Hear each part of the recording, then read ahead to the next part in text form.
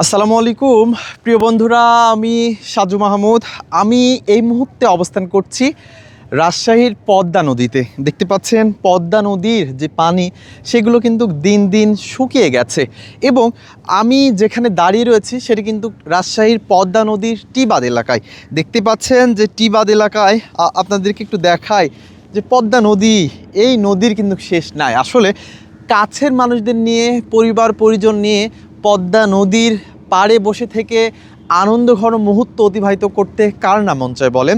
আপনাদেরকে একটু দেখাই, দেখতেই পাচ্ছেন যে নৌকায় চড়ে দর্শনার্থীরা আনন্দঘন মুহূর্ত অতিবাহিত করছে। প্রিয় বন্ধুরা, এগুলো আসলে ভালো লাগার মুহূর্ত, ভালো লাগার দৃশ্যগুলো আপনাদেরকে দেখাচ্ছিলাম। দেখতেই পাচ্ছেন পদ্মা নদীতে যেই নৌকা চলমান রয়েছে, নৌকাতে কাছের মানুষদের নিয়ে কিন্তু আনন্দঘন মুহূর্ত অতিবাহিত করছে।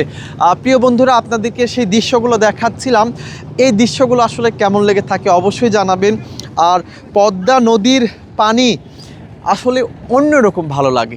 এখন যেহেতু না শীত না গরম, এইরকম জায়গায় এসে দেখতে কার না মন চায় বলেন।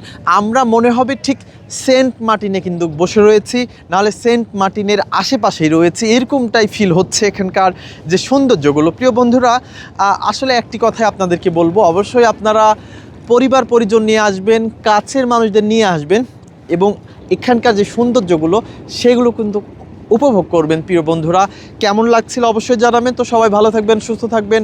রাজশাহীর টিবাদ এলাকায় থাকা আমি সাজু মাহমুদ। আল্লাহ হাফেজ, আসসালামু আলাইকুম।